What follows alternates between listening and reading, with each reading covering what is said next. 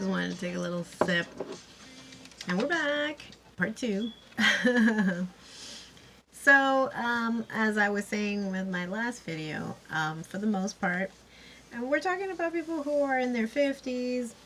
Ralph Macchio's in his 60s. He just turned 60, I believe.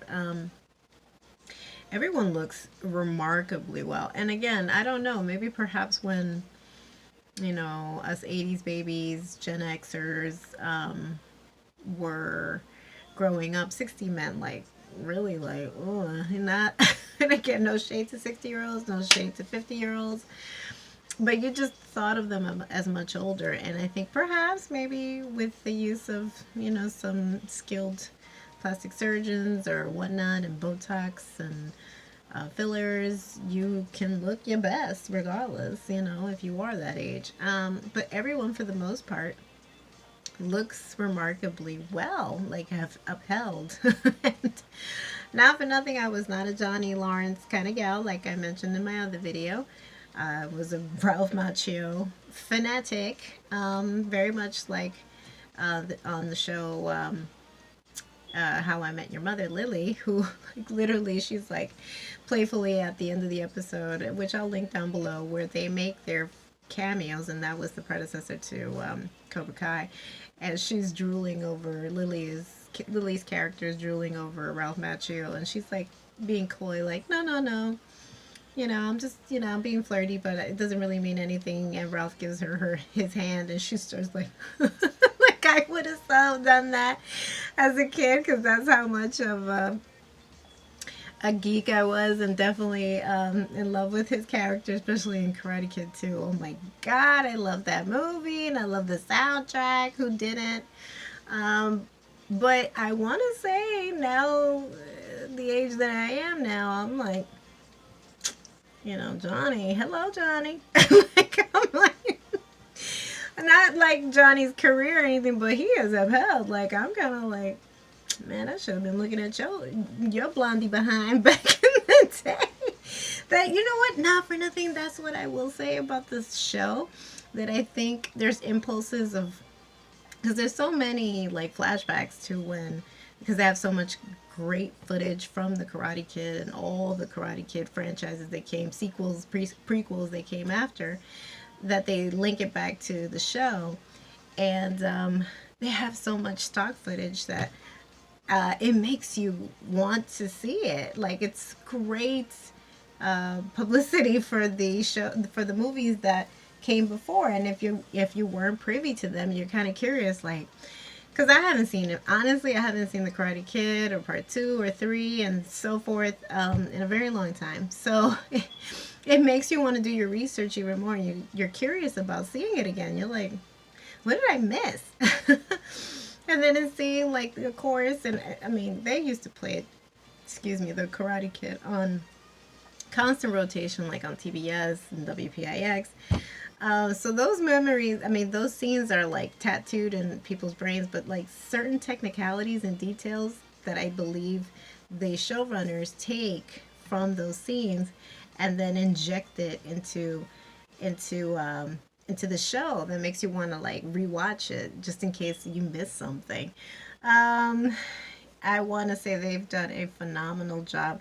They've brought back so many characters that were considered loathsome, and they've given them, I want to say they've given them this three-dimensional,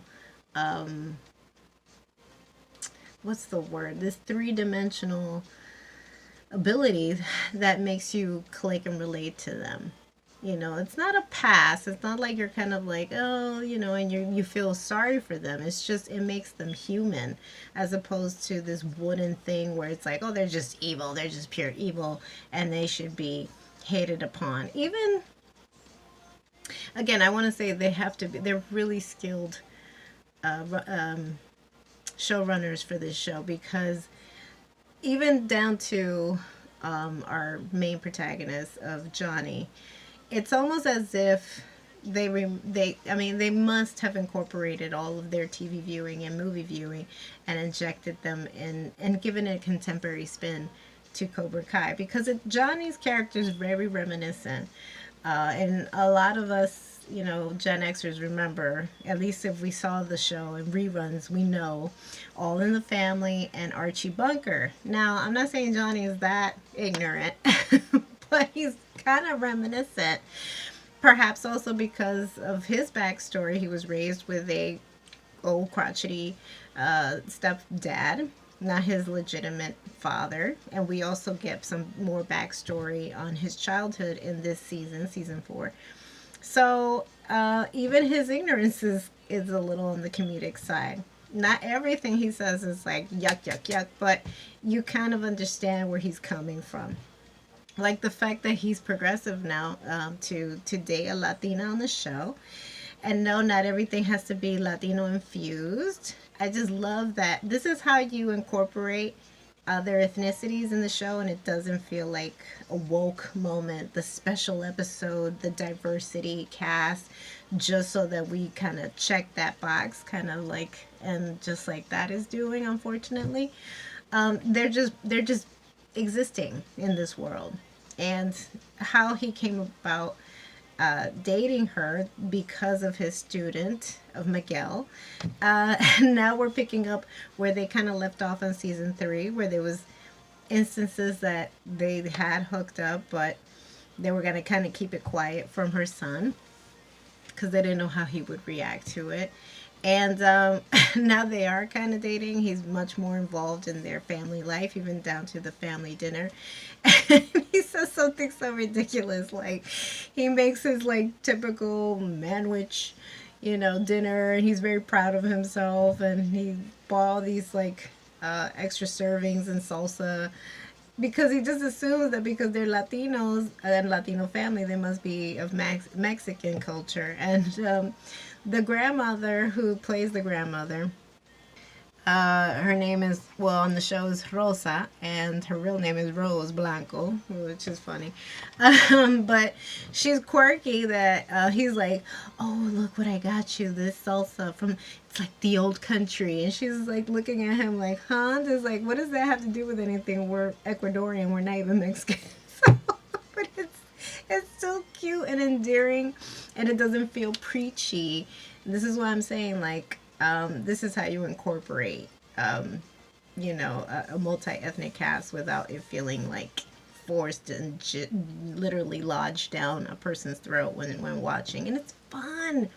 It's so fun. It makes you reminiscent. It makes you nostalgic for the Karate Kid movies and makes you want to do your research. And I don't know how they've done it. There are instances of like 80s music and even down to certain clothes. It'll feel like it's still the 80s, but it's not. It's still very contemporary.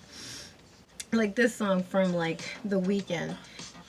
There's a lot of synths in this that make you nostalgic and reminds you of like MTV when, you know, we had those types of bands. So it's contemporary, but still feels very much like of that time. So really smart of them to use that. And that prom scene. Okay, so let me just get into the young kids. What a phenomenal cast of young talent here, and even down to Ralph Macchio's wife. She's hysterical. I love her, and she's also multifaceted in the show. There are instances where she's very reserved. She's very much the mom, but has a checkered past. Love that. But yes, and if again, my wardrobe will always match the show as best as I can. And so, yes, even down to the spiked bracelet, I pay homage to our Tori Nichols, played by Peyton List. What a phenomenal actress. And she's another one. She admits that she had no karate training prior to the show, and she kicks ass. Like, that's the different spin here too. It's not only just like giving redemption to these characters, these beloved characters, but now incorporating this cast of young girls kicking butt. Like, yes, like even if it is coming from like perhaps like a shady part or just being a catty teenager, but they defend themselves. Like, they're like, not for nothing, but they're kind of motivating me. I'm like, shit, maybe I should take some self-defense classes. I'm like, shit. And I took karate when I was in high school, but it's been years that I don't know if I even remember those moves. But yes, what an incredible cast. Miguel, Samantha, who plays Ralph Macchio's daughter on the show, Robbie, played by Tanner Buchanan. Okay, side note. I don't know what they did this season. They hit the gym. They are all cut. It's like, oh, like, they have to be young 20 somethings on this show. But he's giving me some Jason Priestley, Brendan 90210 vibes, taking off that shirt at the tournament. Like, who? Like, I'm not that person that will go for younger, but honey. So there's a bit of everything for everybody. There's eye candy, there's nostalgia, there's contemporary, there's woke moments, there's multi-ethnic cast. And okay, so and we see vulnerability. We see a ton of vulnerability here, even with the return of with Terry Silver. Because even though he was maniacal, the villainous character of Karate Kid 3, who really sent Daniel's character through a tailspin, and it was all revenge because of Kreese. We see backstory of Terry and Kreese when they were still in Vietnam, his allegiance to him because he's literally saved his life, and how he basically pledged his loyalty to him. He was always part owner of Cobra Kai, which we didn't know. And I think it made more sense now for season 4. It makes sense. But especially since it disbanded, he just kind of washed his hands of it. He was well-to-do in the movie Karate Kid Part 3.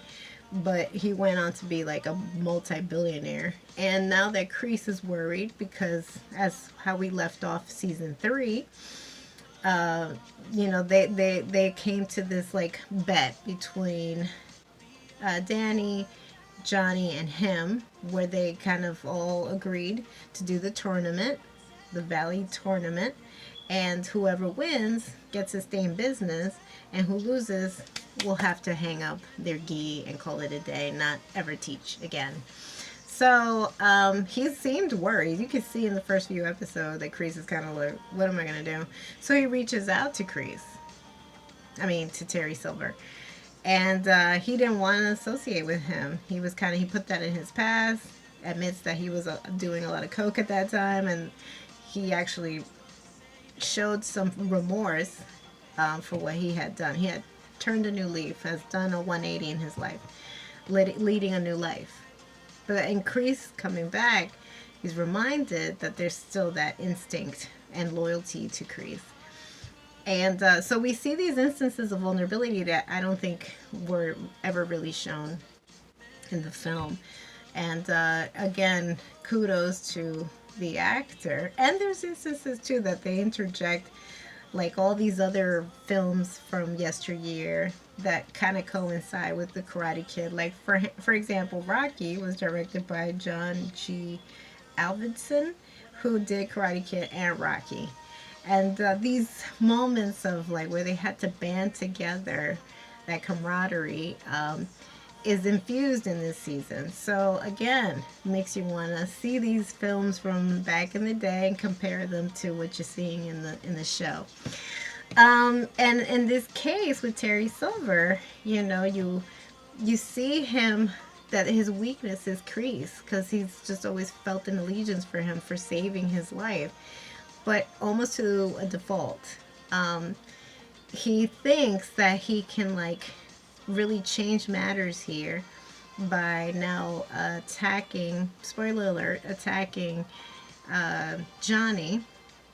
And they already know what's going on with Bobby too, and how Kreese has gone that far to even like confuse the kid and bring him into his dojo and have him essentially just disassociate from his father. So he's already dealing with that pain. And now let's add more pain. So when there's an instance and Johnny confronts Kreese, Terry thinks it's a great idea to beat him to a bloody pulp so that his students see him and then shakes them, unnerves them. Always looking for the way to cheat and not do things the right way. And here, when he's like beating on Johnny, you see